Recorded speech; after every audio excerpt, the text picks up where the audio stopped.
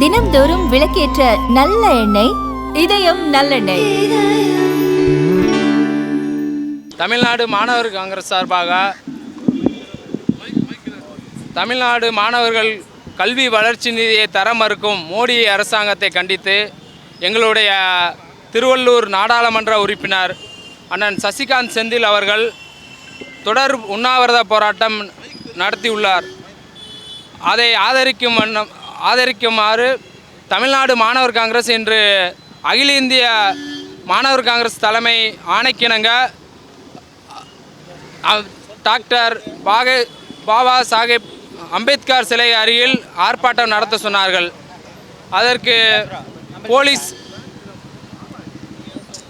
அனுமதி நேற்றைய வரைக்கும் தருமாறு சொல்லிவிட்டு இன்றைக்கு மாணவர் காங்கிரஸ் ஆர்ப்பாட்டத்திற்கு போலீஸ் அனுமதி தரவில்லை.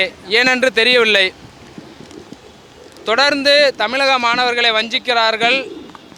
அதே மாதிரி வாக்காளர்கள் வாக்கு திருடர் மோடி. பீகாரில் தலைவர் ராகுல் காந்தி எழுச்சி நடைபயணம் நடந்துள்ளார். அது வண்ணமாக தேர்தல் ஆணையத்திற்கு முன்பாக மாணவர் காங்கிரஸ் அஞ்சல் அனுப்பும் குடியரசுத் தலைவருக்கு அஞ்சல் அட்டை அனுப்பும் போராட்டமும் இன்று நடைபெற உள்ளது. அதற்கு தமிழ்நாடு காவல்துறை அனுமதி தர மறுத்துள்ளது காங்கிரஸ் கட்சி சார்பாக மிகவும் வருத்தம் அளிக்கிறது. வேறு ஏதாவது கேட்குறாங்க? இது நாங்கள் அதாவது எஸ்எஸ்ஐ திட்டம் பள்ளி கல்வி வளர்ச்சி நிதி, அதாவது சமகிர சிக்ஷா அபியான் திட்டத்தின் மூலமாக 2252 கோடி தமிழக பள்ளி கல்வி வளர்ச்சி நிதியை தொடர்ந்து தர மறுக்கிறது. மேற்கு வங்காளம், கேரளா போன்ற மாநிலங்களுக்கு பாஜக அரசு தொடர்ந்து தர மறுக்கிறது. அதை கண்டித்து ஏற்கனவே ஒரு ஆர்ப்பாட்டம் எங்களுடைய தலைமை அலுவலகம் சத்தியமூர்த்தி பவனில் நடைபெற்றது. எங்களுடைய நாடாளுமன்ற உறுப்பினர் ஒரு சொட்டு தண்ணி கூட குடிக்காமல் இன்றைக்கி ராஜீவ்காந்தி அரசு மருத்துவமனையில் சிகிச்சை பெற்றிருக்கிறார்.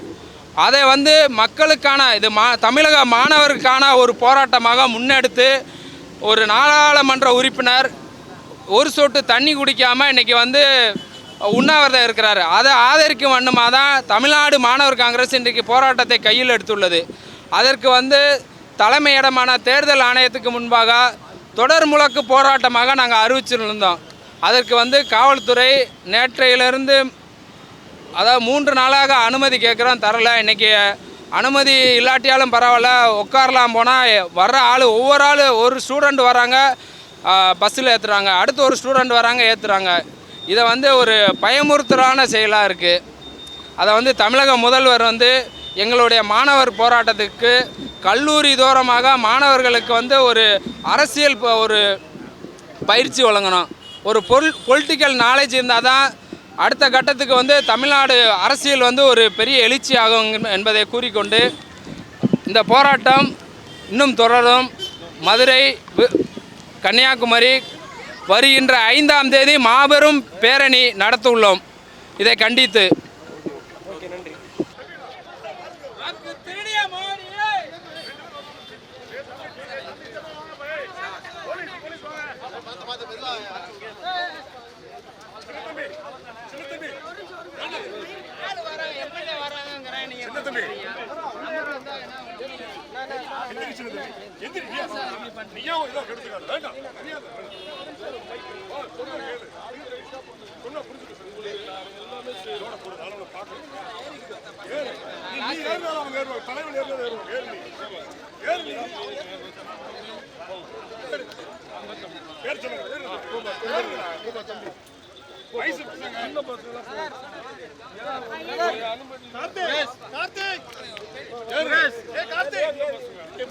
Yes.